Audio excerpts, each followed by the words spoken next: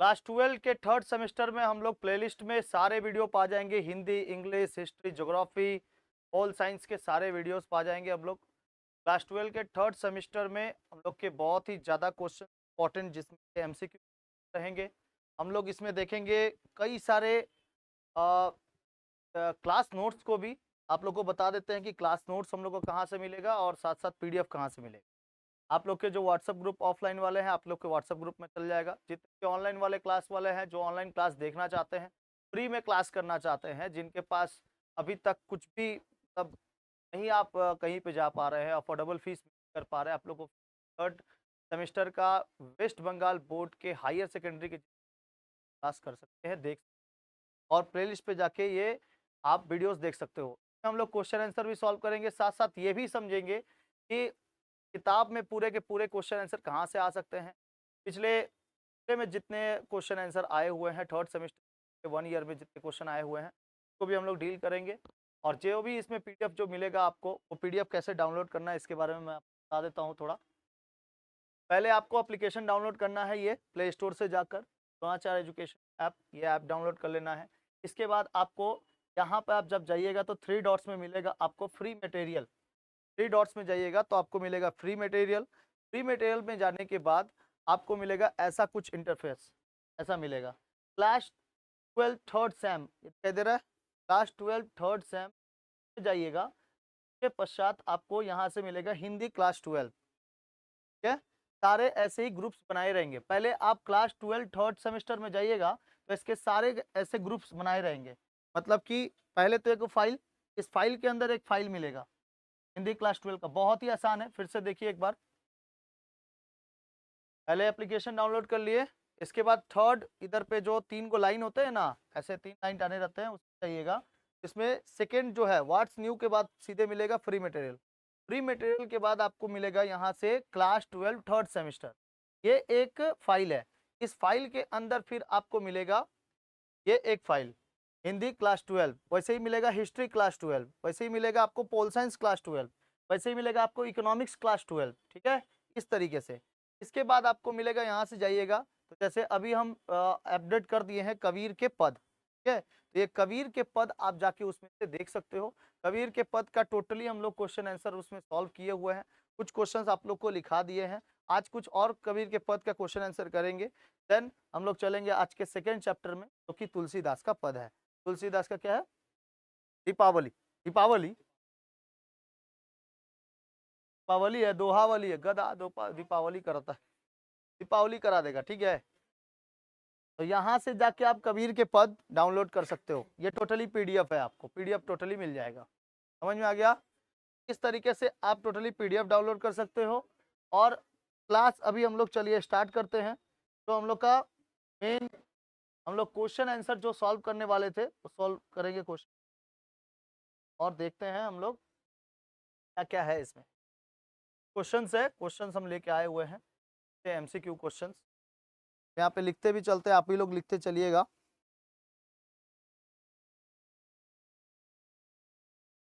आज का जो और क्वेश्चन लिखा है टोटल, लास्ट लास्ट क्वेश्चन एक बार बताओ, क्वेश्चन बताओ क्वेश्चन।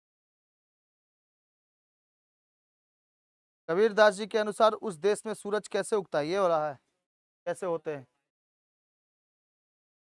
अच्छा, कबीरदास जी चौबारे में बैठ रहो के बारे में क्या कहते हैं ना, बाहर निकलकर कुछ करो, आंसर हो गया था। अच्छा, इसके बारे में भी समझा दिए थे कि पहला पंक्ति जो कहता है, झगड़ा एक निर्बहु निर्बेहू राम, जे तुम अपने जन सो काम, ब्रह्मा बड़ा की जिन रे उपाय, वेद बड़ा की जहाँ ते आए आया। ठीक है, ये सब बताए थे ना। कि कबीर कहते हैं कि हे प्रभु, यदि आपको अपने भक्तों से इतना स्नेह है, इतने एक झगड़े को निपटा दो।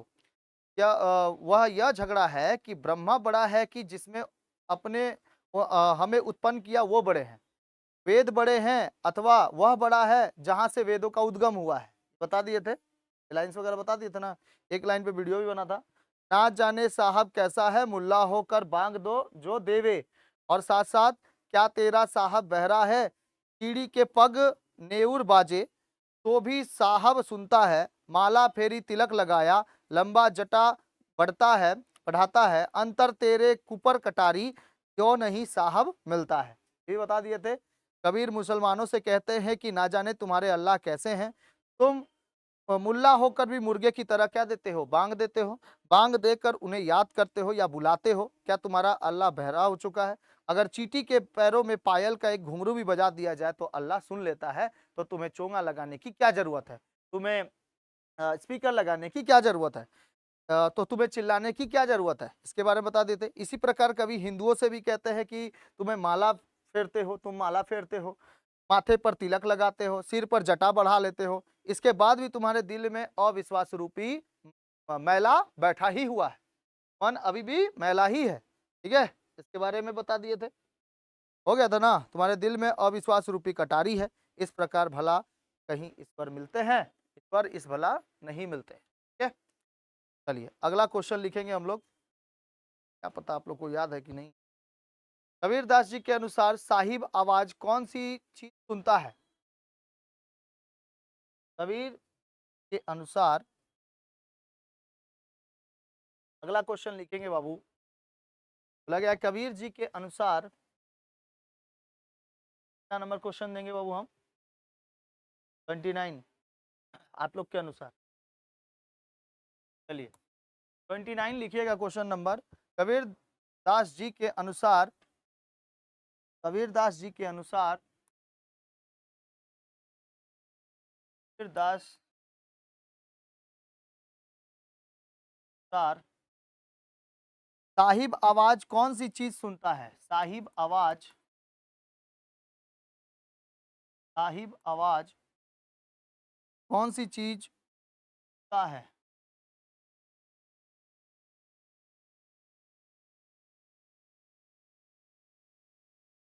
सुनता है, कौन सी चीज सुनता है? साहिब जो आवाज है वो आवाज कौन सी सुनता है? आंसर आप लोग बता पाइएगा, हम ऑप्शन देते हैं आप लोगों को। केवल अनजान की आवाज सुनता है, इंसान की आवाज सुनता है, कीड़े के पायल की आवाज सुनता है, या केवल मंदिर की घंटियों का आवाज सुनता है? हाँ, कबीर जी के अनुसार क्या क्या हम लोग आवाज सुन सकते हैं?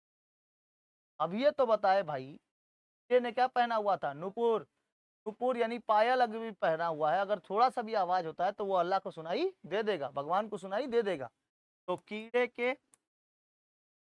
ये समझाए थे तुम लोग को, कीड़े के पायल, कीड़े के पायल की आवाज, कीड़े के पायल की आवाज सुनाई दे देता है। आंसर हो जाएगा कीड़े के पायल की आवाज सुनाई दे देता है। ठीक है,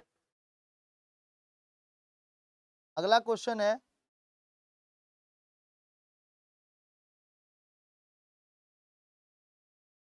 अगला क्वेश्चन है, आप लोग आंसर बताइएगा कि क्या, क्या तिलक और माला भगवान से मिलने के उपाय हैं?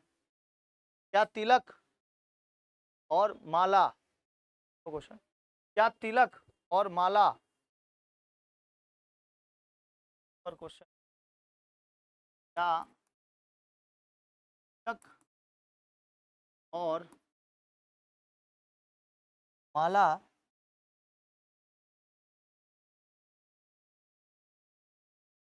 भगवान से मिलने के उपाय हैं?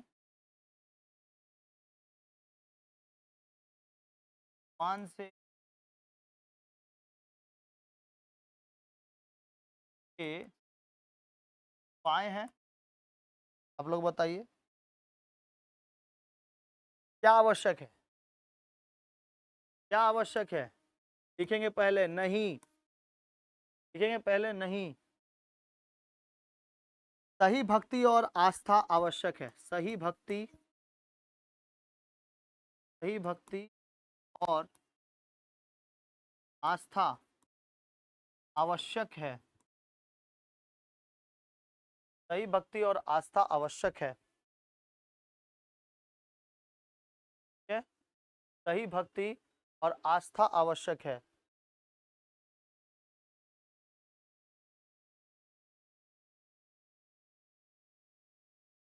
आप लोग बताओ, कबीरदास जी के अनुसार क्या ईश्वर बहरा हो चुका है? क्या मुल्ला ईश्वर को पुकारना चाहता है? पुकारना चाहता है, लेकिन कैसे पुकारे? मन से, चोंगा लगाकर मन से पुकारे। क्योंकि अल्लाह किससे सुन लेते हैं? मन से ही सुन लेते हैं। अल्लाह कैसे सुन लेते हैं? एक अगर चींटी के पैरों में घुंघरू बजे तब भी सुन लेते हैं। ठीक है, तो कबीर दास जी ऐसे मना करते हैं, बारण करते हैं, बोलते हैं कि आपको चिल्लाने की जरूरत नहीं, आप थोड़े से भी खाली बोल दिए ना, ऐसे बोल, भगवान जय श्री राम बोल देंगे, oh my God you are my soul, you are my, बोल देंगे, चिड़िया नालते बाज लड़ावा देंगे, है कि नहीं है? तो हम लोग को बहुत ज्यादा जोर से चिल्ला के जरूरत नहीं है। और भक्ति के मार्ग बहुत सारे हैं, भक्ति का मार्ग बहुत सारा है। भक्ति का मार्ग हम लोग के पास नाच गा के भी है, निर्गुण मार्ग के द्वारा। ठीक है, मतलब ईश्वर क्या है? निराकार है, निर्गुण है, और ईश्वर को प्राप्ति करने के लिए भक्ति और आस्था होनी चाहिए। और ये दोनों नहीं है तो नास्तिक बन जाइए, नास्तिक बन के तब भगवान को आस्तिक के रूप में, नास्तिक के रूप में ही प्राप्त करें। प्राप्त हो पाएंगे? नास्तिक के रूप में जाएंगे तो प्राप्त नहीं हो। भगवान की प्राप्ति के लिए आस्था जरूरी है, भक्ति क्या? 31 नंबर क्वेश्चन,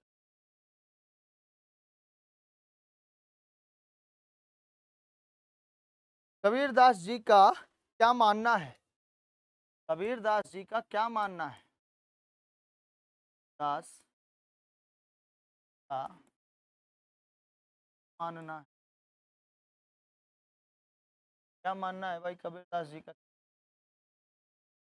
आंसर है, एक्चुअली आंसर नहीं लिखना आप लोग, उत्तर लिखना, ठीक है? सर आंसर आप भी लोग कर देते हो। सही इरादा और आस्था ही सर होगा, सही इरादा और आस्था ही, सही इरादा और आस्था ही ईश्वर को, सही इरादा और आस्था से ही ईश्वर को पाया जा सकता है, पाया जा सकता है। सही इरादा और आस्था से ही ईश्वर को पाया जा सकता है।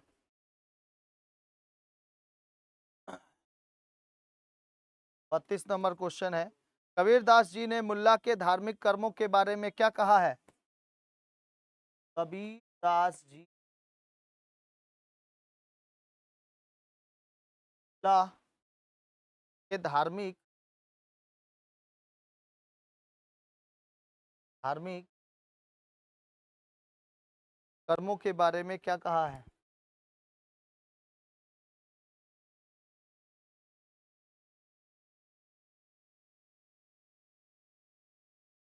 क्या कहा है? वे दिखावा है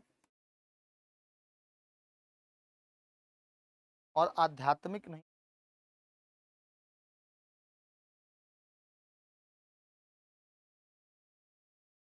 वे दिखावा है और आध्यात्मिक, वे दिखावा है और आध्यात्मिक नहीं है। बताइए तो, कबीर दास जी के अनुसार ईश्वर के दर्शन के लिए क्या चाहिए? बाहरी धार्मिक कर्म, आध्यात्मिक आस्था और सही भक्ति, कर्म कांड और प्रकट धार्मिक दिखावे। आस्था और सही भक्ति, ठीक है? आस्था और सही भक्ति।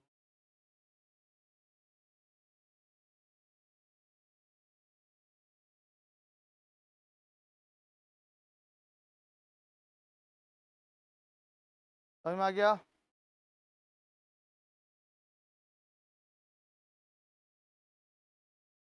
क्वेश्चन है बहुत ही अच्छा, बहुत ही सुंदर क्वेश्चन है।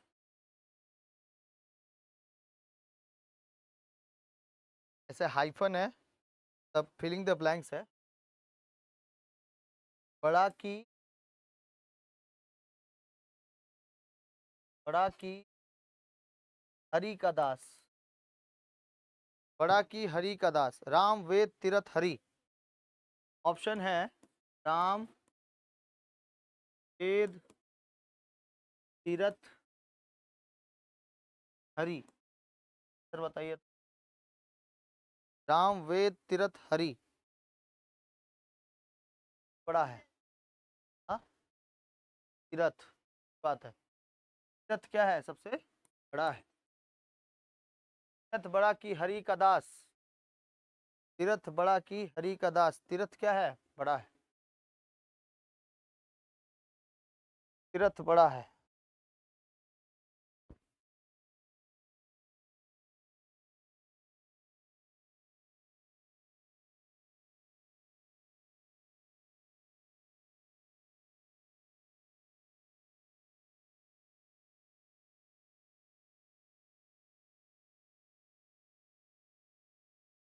क्वेश्चन है, चला हंसा व देश जहां।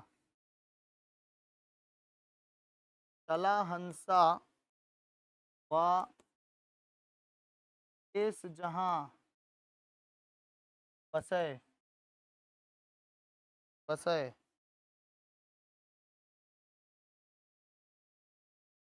और संत।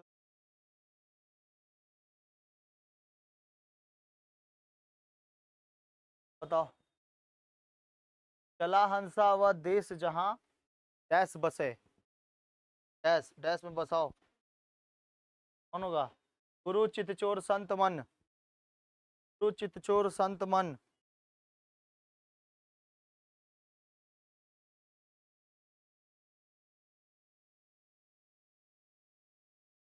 मन बसे। हाँ, तो चोर। ये आंसर है, चित चोर। चित चोर बसे।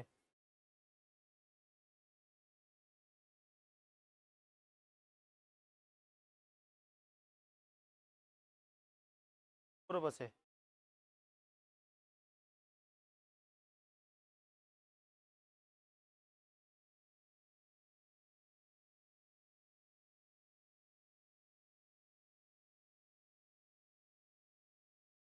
था।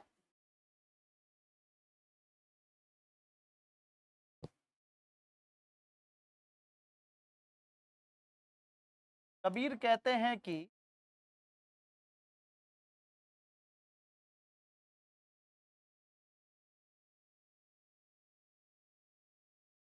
तीर्थ बड़े या हरि के। तीर्थ बड़े या हरि के।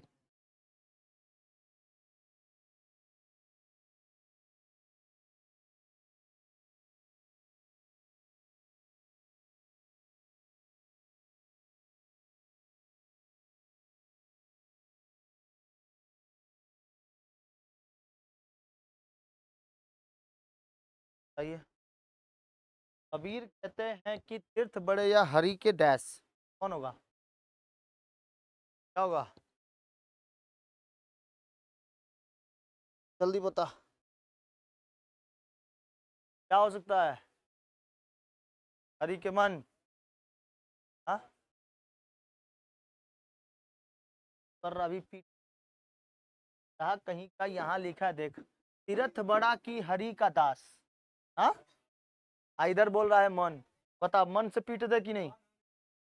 मंदिर बोला ना, दोनों ही आंसर गलत निकला। मन कर रहा है मन से पीट दे, दास बना के। दास कहीं का। अब ये आंसर कराए हैं हम, जानबूझ के दिए ये वाला क्वेश्चन। देख रहे थे, ध्यान कहाँ है तुम लोग का? अभी ये क्वेश्चन कराए और तब तक भूल गए। देखो, तब तक भूल गए। पास है तुम लोग, पास है, खाली पास है।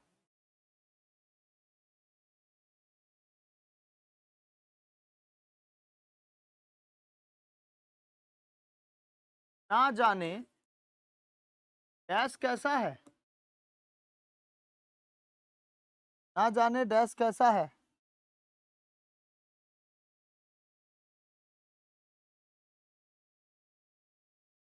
ऑप्शन है हंसा या साहब। बताओ, ना जाने डैश कैसा है। साहब। ना जाने साहब कैसा है, अब दिमाग खुला थोड़ा सा। ना जाने साहब कैसा है, कैसा है साहब? बाहर चल जा, बाहर एकदम बाहर चल जा, यहाँ फोन नहीं उठाएगा। कैसे जाएगा? देख गधा।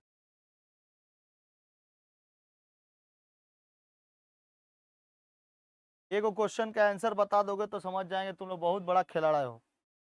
अंतर तेरे डैश कटारी, अंतर तेरे डैश कटारी। ऑप्शन दे। कपट, चाकू, पर, काल। क्या हो जाएगा? हाँ, अंतर तेरे डैश कटारी हो जाएगा। कपट, चाकू, कुपर, काल। बोल बबनी। कोनों पे एगो हाथ, हाथ रख कोनों पे।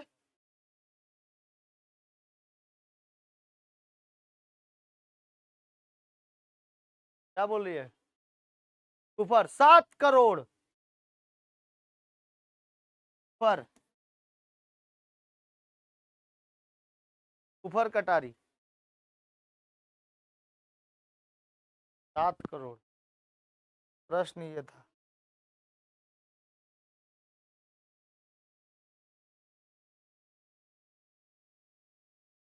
अभी हम संतुष्ट, अभी बढ़िया से संतुष्ट कर दो तो सर देके।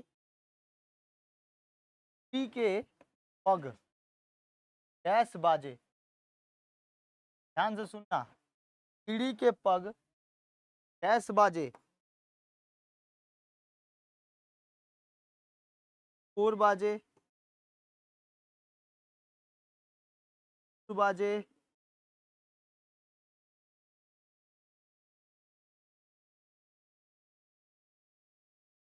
ऊर बाजे,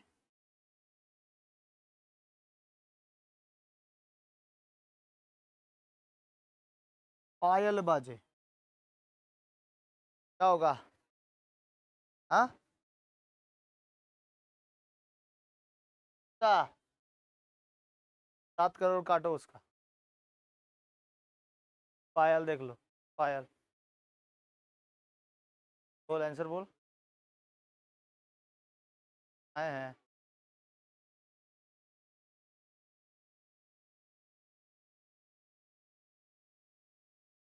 जा जा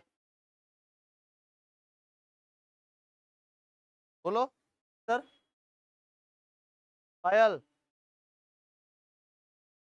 पुर। इधर भी नूपुर है ना, नूपुर है। ये वाला 1 नंबर बोल रहे हो? नंबर आंसर होगा गधा लोग। नेऊर, नेऊर का मतलब ही है पायल। हम चारों ऑप्शन दिए हैं ताकि आप लोग कंफ्यूज, सच्चों में हो गए। नेऊर बाजे, नेऊर। कविता में साफ साफ लिखा हुआ है, लेकिन किताब तो पता नहीं कहाँ नूपुर में रखे हो तुम लोग। नेऊर बाजे। नेहूर नहीं रे गधा, नेहुरा देंगे अभी ये। नेऊ है, ताऊ। उड़ना चाहता है जल्दी? उड़ेगा। Happy new year. न्यू ईयर को बोलता है नेहूर, नेऊर है।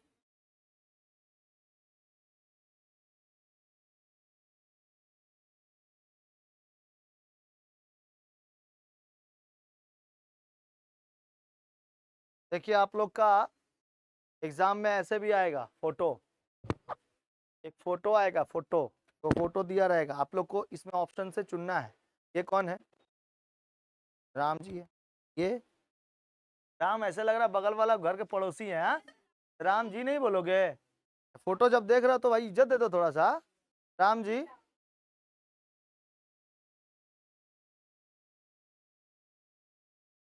ये वाला बताओ, ये हंस। लेकिन ऑप्शन में हंस नहीं दिया रहेगा, आत्मा दिया रहेगा। हंस किसका प्रतीक? आत्मा का प्रतीक। हंस आत्मा का प्रतीक है। ये देखो इधर मुल्ला चिल्ला रहे हैं, ठीक है? तो बांग दे रहे हैं, धार्मिक रीति रिवाजों की आलोचना कर रहे हैं। देखो धार्मिक रीति रिवाजों की आलोचना। देखो यहाँ पर है, ये साधु जो है बैठे हुए चाकू लेकर, ये दिखावटी साधु हैं। तो ऐसे आपको एक पिक्चर देगा और उस पिक्चर के अनुसार आपको 4 गो ऑप्शन में से एक ऑप्शन चुन, समझ में आया? ऐसे पिक्चर दिया रहेगा। फिर अगर हिस्ट्री में जाओगे ना तो हिस्ट्री में ऐसे ही मिलेगा, एक ताजमहल दिया रहेगा, फिर अलग अलग वास्तुकला दिया रहेगी। जैसे आपको चुनना है कि ये कौन सा वास्तुकला है, ठीक है, कौन सा चित्र है, कहाँ पर है, ऐसे करके चुनना पड़ेगा। और क्वेश्चन आप ऐसे समझ रहे हो कि एमसीक्यू खाली दे दिया और उसके बाद उसको कर दो आंसर, ऐसे नहीं रहेगा। उसमें आपको ऐसे रहेगा कि 1 2 सही है, ठीक है, और 3 और 4 1 2 की सही व्याख्या कर रहे हैं, ऐसे रहेगा क्वेश्चन। क्वेश्चन दिया रहेगा, हाँ रीजनिंग के हिसाब से रहेगा, जैसे होते हैं ना तरीके से रहेंगे। अच्छा, ये जो दिखाई दे रहा है ये हरि के दास, क्या कहेंगे? हरि के दास कहेंगे। उसके बाद ये राम जी है और उसके बाद ये है आपका काशी, ये काशी है, ठीक है। तो काशी जो है ये कहाँ पे? बनारस में। काशी का 80 घाट बहुत ही ज़्यादा फेमस है। काशी में कितने घाट है? 80 गो घाट है। 80 घाट में एगो घाट सबसे ज़्यादा फेमस है, मणिकर्णिका घाट। मणिकर्णिका घाट में सभी के सभी लोग वहाँ पे जाते हैं। ऐसा माना जाता है कि वहाँ पर जब जलाए जाते हैं बॉडीज़ को तो स्वर्ग की प्राप्ति होती है, ऐसा माना जाता है। तो लोग क्या कहते हैं कि भाई 80 घाट में हमको जलाना, 80 घाट के आसपास मणिकर्णिका घाट में हमको जलाना, ठीक है। मरने के पश्चात सब लोग वहाँ पे जाते हैं, इसलिए भीड़ हमेशा रहती है। हर एक मिनट में, एक-एक मिनट में एक-एक लाश जल जाती है, 1 मिनट। ऐसे लाश का लाइन लगा रहता है वहाँ पर। एक दिन में 3500 लाशें जलती हैं, दिन में, और हमेशा चौबीसों घंटा वहाँ पे आग जलती रहती है। मणिकर्णिका घाट, ठीक है। मणिकर्णिका किसका नाम था? रानी लक्ष्मीबाई का। रानी लक्ष्मीबाई, मणिकर्णिका, मनुबाई।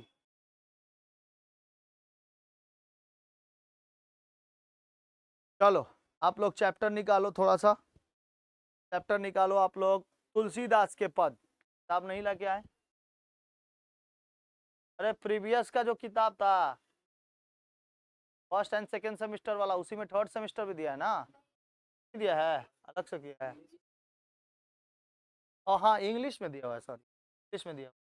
तो अभी हम लोग करेंगे थर्ड सेम। थर्ड सेम का सेकंड चैप्टर का नाम है आपका तुलसीदास का पद। दास के पद याद रहेगा, तुलसीदास के पद, या इसी को कहेंगे दोहावली, दोहा कहेंगे, दोहा है ये, दोहावली, दीपावली नहीं, कहता है दीपावली। तुलसीदास के पद, दोहावली। सबसे पहले तो आप तुलसीदास के बारे में जान जाइए कि तुलसीदास जी कौन थे और ये किस भक्ति धारा के कवि थे और इन्होंने भक्ति किसकी, श्री कृष्ण की राम की। अगर कोई राम की भक्ति धारा कवि कहते हैं, मतलब कि अगर कोई राम की भक्ति करते हैं तो हमें राम भक्ति धारा कवि कहते हैं। अगर कोई कृष्ण जी की उपासना करते हैं तो उसे कृष्ण भक्ति धारा ये के कवि कहते हैं। इस तरह कवित्री जो है, कवित्री फेमस कवित्री, तो उसमें से आती है हम मीराबाई। हम क्या है? मीराबाई, ठीक है। तो मीराबाई किसकी भक्तन थी? श्री कृष्ण की भक्तन थी, ठीक है। अब भक्त सूरदास, सूरदास हो गए। कबीरदास किसी को भी भगवान को नहीं मानते थे कि हाँ भाई भगवान की पूजा करो, उस भगवान की पूजा करो। वो निर्गुण निराकार मानते थे, मतलब कि भगवान निर्गुण है, निराकार है, कोई भी आकार उनका नहीं है, वो कण कण में बसे हुए हैं, जब आप उनको पुकारोगे तो आ जाएंगे, ठीक है, ये कहना। अच्छा, लेकिन भक्ति करना है तो किसकी तरह? तुलसीदास की तरह, और आपके मीराबाई की तरह, ठीक है। ये सब भक्ति में एकदम निपुण थे। उसके साथ साथ तो तुलसीदास जी जो है वो राम भक्ति धारा के क्या हैं? कवि हैं। राम भक्ति दास, रसखान हो गए, ये लोग सब कितने एकदम खतरनाक खतरनाक कवि हैं, क्योंकि सबसे बेहतरीन तरीके से सिलेबस में क्या हुआ है, रसखान पद वगैरह तो नहीं, दास के पद हो गए। उसके बाद आपका हो गया और एक ठो है रसखान के मिलते सवैये, रविन्द्रनाथ ठाकुर का दिया हुआ शरद सुंदर, ठीक है। ऐसे देखो, ऐसे चित्र किया जाएगा, चित्र देख रहे हो, इस तरह चित्र रहेगा और चित्र बताना पड़ेगा। केवट प्रसंग रहेगा एक ठो, केवट, केवट जब छोड़ने जाते हैं ना राम जी को नाव पे बैठा कर, का कहानी इसमें दिया हुआ है कविता, केवट प्रसंग। चलिए तुलसीदास जी के बारे में समझ लेते हैं। तुलसीदास जी को हम लोग केवल तुलसीदास नहीं कहेंगे, गोस्वामी कहेंगे, गोस्वामी तुलसीदास। ठीक है। भक्तिकालीन राम भक्ति धारा के संत शिरोमणि गोस्वामी तुलसीदास जी का जन्म 2000 का मतलब विक्रम संवत के अनुसार, विक्रम संवत के अनुसार 1568 में हुआ था, 58 में, विक्रम संवत के अनुसार। यानी कि जो कैलेंडर है, हिंदू कैलेंडर में हम लोग क्या कहते हैं, विक्रम संवत कहते हैं, तो वी और 100 लिखा जाता है। हम लोग जो जनवरी फरवरी यूज करते हैं वो है आपका ग्रेगोरियन कैलेंडर। ग्रेगोरियन कैलेंडर को लाया गया था तब यूरोप से, तो ग्रेगोरियन कैलेंडर का हम लोग सबसे ज्यादा यूज करते हैं जनवरी फरवरी। अभी जैसे फाल्गुन बीता, अभी फागुन बीता ना, फागुन बीता कहाँ, अभी तो है, फागुन चल रहा है। ठीक है। फागुन, चैत, बैसाख, आषाढ़, सावन, भादो, बैसाख, उपवास, ऐसे कहे नाम ना, 12 का नाम है, वो विक्रम संवत में लिया जाता है। ठीक है। आषाढ़, सावन तरीके से विक्रम संवत में के अनुसार तुलसीदास जी का जन्म 1568 ईस्वी हुआ था, श्रावण शुक्ल सप्तमी के दिन, यानी 11 अगस्त, ग्रेगोरियन कैलेंडर के अनुसार 11 अगस्त 1511 में। ठीक है। ग्रेगोरियन कैलेंडर के अनुसार 11 अगस्त 1511 में इनका जन्म हुआ, तुलसीदास जी के। अब कब हुआ था, शुक्ल पक्ष के सप्तमी में, श्रावण मास में। तो श्रावण मास चलता है, श्रावण का महीना, जिस समय भोले बाबा की पूजा होती है, मुर्गा मछली बंद। तिथि को सोरो क्षेत्र में, उत्तर प्रदेश में हुआ था। तिथि को सोरो क्षेत्र में, कहाँ पे हुआ था, सोरो क्षेत्र, उत्तर प्रदेश में एक जगह है सोरो क्षेत्र, सोरो, तो वहीं पर हुआ था, उत्तर प्रदेश में, ठीक है, यूपी में हुआ था। इनके पिता का नाम आत्माराम दुबे और माता का नाम हुलसी था। याद रखना, तुलसीदास के पिता का नाम क्या था, आत्माराम दुबे, आत्मा राम, और माता का नाम क्या था, हुलसी। माता का नाम था हुल, कोई सुना होगा कुल, लड़का सुन लिया था कुलसी, क्या बोला गया था, हुलसी सुन लिया था कुलसी, और एग्जाम में जाके मार के आया कुल, तुलसी भी ऑप्शन में दिया हुआ था।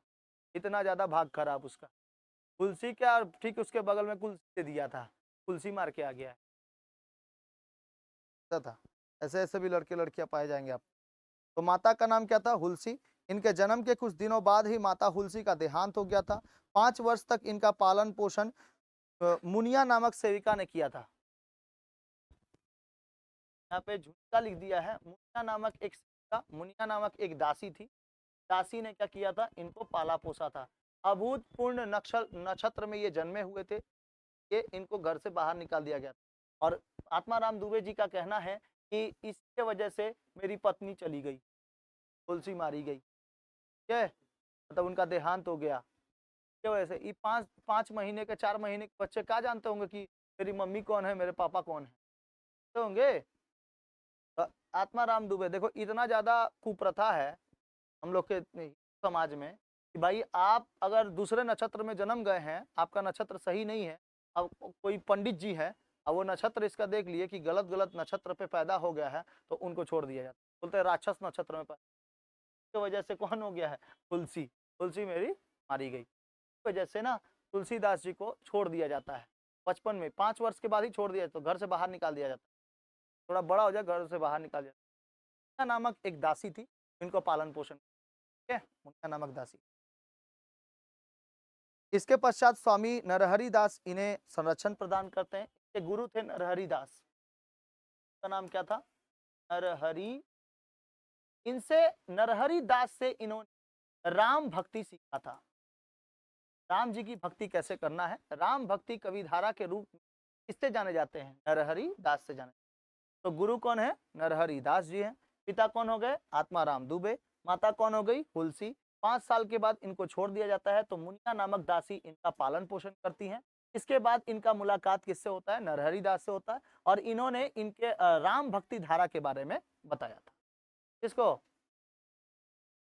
दास, ठीक है। इन्होंने 14 वर्ष तक काशी में रहकर वेद, वेदांग, दर्शन, इतिहास, पुराण आदि की शिक्षा प्राप्त की थी। विभिन्न स्रोतों के प्राप्त जानकारी में उन्होंने भारद्वाज गोत्र के स्थानाद्य ब्राह्मण होने का पता चलता है। कहा जाता है कि जन्म के समय उनके मुंह में सभी 32 दांत थे और उन्होंने जन्म लेते ही राम का उच्चारण किया था। मतलब कि 32 दांत जन्म के बाद ही, तो दांत होते हैं ना, तो दांत छोटे छोटे करके 5 बार नहीं आए थे, 2 बार नहीं आए थे, एक के बार में दांत जमा और उसके बाद टूटा नहीं, वो 32 गो दांत एक ही बार में। कहने का मतलब है कि जो 32 दांत हम लोग के एगो दूगो ऊपर दूगो नीचे, इंसिजर के 9 प्रीमोलर मोलर जो उगता है ना, वो जो उगने वाले दांत हैं, वो दांत एक बार टूटने के पश्चात फिर से उगते हैं, तो उसको डाइफियोडोंट कहते हैं। और जो एक बार उगता है उसको मोनोफियोडोंट कहते हैं। तो एक ही बार हुआ था मोनोफियोडोंट, एक ही बार दांत जमा था, उसके बाद नहीं जमा। ठीक है, तो 32 गो दांत एक ही बार में हुए, 32 गो, 28 गो मैक्सिमम होता है, लेकिन 32 जीवन काल में हो जाते हैं। जीवन काल में तो 52 गो होते हैं, 20 गो दांत टूट जाता है, दूध का दांत जिसको फिर वापस होता है। ठीक है, अब 12 गो दांत आपका मोनोफियोडोंट है, वो फिर कभी नहीं टूटता, जैसे पीछे का एकदम प्रीमोलर, सामने का दांतवा 2-4 गो टूट जाएगा, बोलता है कि खिड़की हो गई है, क्या है जाएगा। ठीक है, ऐसा हो जाता है। तो राम का उच्चारण पहली बार किए थे इन्होंने, सबसे पहले जन्म के बाद ही 5 साल के बाद सबसे पहले इन्होंने किसका उच्चारण किया? राम का। इसीलिए इनको कोई ना कोई कहते हैं राम बोला, क्या कहा जाता है इनको? राम बोला कहा जाता है, राम बोला कहा जाता है। तो राम बोला इनको कहा जाता है। और इन्होंने राम बोला कहकर उनको पुकारा जाता था। मूल गोसाई रचित के अनुसार उनका जन्म अभूतपूर्व मूल नक्षत्र में हुआ था, जिसको अशुभ माना जाता है। इस वजह से माता पिता ने इनको परित्याग कर दिया। मुनिया नामक इनके पालन पोषण का उत्तरदायित्व लिया। 5 वर्ष की आयु तक उसी ने पाला था। इसके बाद वह चल बसी। अनाथ राम बोला दर दर भटकने लगे। तभी इनकी मुलाकात नरहरि दास से होती और तुलसीदास नाम के साथ विरक्त दीक्षा मिली। तब कहीं जाके इनकी जीवन की दिशा मिली। संवत 1604 इनका विवाह दीनबंधु पाठक की एक पुत्री थी, दीनबंधु पाठक की एक पुत्री थी, नाम था उनका रत्नावली। क्या नाम था? रत्नावली। रत्नावली से यह शादी कर लेते हैं, रत्नावली से शादी होती है दीनबंधु पाठक की। बंधु पाठक, दीनबंधु पाठक की एक पुत्री थी, नाम क्या था? रत्नावली। रत्नावली से इनका शादी होता है। अब सुनो, शादी करने के पश्चात ना ये बिना बोले, तुलसीदास से बिना बोले अपने चल जाती है मायके। कौन? रत्नावली अपने मायके चली जाती हैं। और ये तुलसीदास जी नदी नाले पार करते हुए ना मायके पहुंच जाते हैं। रत्नावली को जाके बोलते हैं, रत्नावली को जाके बोलते हैं कि चलो तुम बिना बोले मेरे अपने मायके चली आई, चलो मेरे साथ, चलो घर। तो नहीं, हम नहीं जाएंगे। और आपका हिम्मत कैसे हो गया, इतना दूर तक आ गए आप हमको खोजते खोजते? ये बोला तो तुम बिना बोले ना गई थी। बोला तुम का अब तुमको बताएं, तुम आते समय तो कम से कम एगो पत्र तो बता सकते थे, लिख सकते थे कि हम भी आ रहे हैं। हाँ, इतना ज्यादा मेरा जरूरत पड़ गया आपको कि आप भी आ गए मेरे पीछे पीछे? जाइए यहाँ से, जाइए। भगा दी उसको अपने दर से, तुलसीदास जी को। ठीक है, उनके घर से निकाल दिए गए। अब तुलसीदास जी बोले कि जा बेटा, तुम हम पूरा त्यागे कर देते हैं, हटाओ। ठीक है, त्याग कर दिए। उसके बाद से कभी घर नहीं लेके आए। तो अपने घर आए और जो नरहरि दास ने सिखाया था कि अब भक्ति किसकी करनी है? राम भक्ति की। चले गए कहाँ? काशी।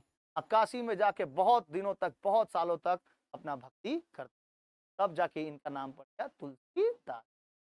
नया, जब शादी करने के पश्चात ना, करने के पश्चात जब आप पूरा हर एक चीज का गृह त्याग कर देते हैं, तो आपको एक बार तुलसी लेकर एक स्मरण करना पड़ता है कि आज के बाद हम कभी भी फिर शादी नहीं करेंगे और गृहस्थ जीवन नहीं। अब मेरा जो जीवन होगा वो वानप्रस्थ होगा या फिर भक्ति के मार्ग में मेरा जीवन बीत जाएगा। इसीलिए तुलसी के खाए उसको और चबा के और पूरा का पूरा पानी पीने के बाद उन्होंने अपने आप से संकल्प लिया कि हम अब भक्ति धारा करेंगे, भक्ति बनेंगे, भक्ति धारा के कवि बनेंगे। मतलब बनने मतलब क्या? जो हमने सीखा है वो राम के बारे में अब बताया जाएगा। तो अब जहां जहां तहां तहां जा जाके ना राम भक्ति का कवित्व, कवित्व मतलब उनकी कहानियां, उनके मतलब राम के कहानियां, राम के गुण गान, ये सब गाना चालू कर दिए। हर एक जगह पे मंदिर मंदिर में जा जाके उन्होंने भिक्षा लेना चालू कर दिया, घरों से भिक्षा लेना चालू कर दिया। ठीक है, और उसके बाद राम भक्ति धारा में आया। आपने रत्नावली को छोड़िए दिया एकदम। बोले तुमको लेने गए थे, तुम हमको फटकार के निकाल दी, हम तुमको अपने जीवन से निकाल दिए। तो उसके बाद तुलसीदास जी इतने फेमस हुए ना, ये तो उसी के तरह कहानी हो, ठुकरा के मेरा प्यार मेरा इंतकाम देखे। अब बहुत प्यार करते थे रत्नावली से, बहुत। इतना सोचो, नदी नाला पार करते हुए चले गए आधी रात को लालटेन लेकर। क्या कि काहे छोड़ के चली आई तुम? आया? तो इस तरह से गृहस्थ जीवन से एकदम हट गए और उसके बाद इनका नाम क्या पड़ गया? तुलसीदास। कहानी के बारे में समझ में आया पूरा तुलसीदास जी का? याद रखना है, पिता का नाम क्या था? आत्माराम दुबे। माता का नाम था तुलसी। किसने इनको पाला? मुनिया नामक दासी ने। फिर इसके बाद उनकी मृत्यु हो गई, तो इसके बाद नरहरि दास के शरण में गए और नरहरि दास ने तुलसीदास, ठीक है। और इनका शादी किससे हुआ? दीन बंधु पाठक की पुत्री रत्नावली से। लेकिन उनको फटकार के भेज दिया गया और उसके बाद ये राम भक्ति धारा के कवि, ठीक है, याद रहेगा ना? बहुत सारे इन्होंने कवितावली, दोहावली, गीतावली, कृष्ण गीतावली, रामलला नछहू, ठीक है, नहछू, ऐसे रामलला नहछू। नहछू मतलब समझते हो? अरे राम जी का जब जन्म होता है तो छठियार जो होता है ना, गाना वाना गाया जाता है, वो सब गाना वाना इसमें है। रामलला का जब जन्म, नहछू के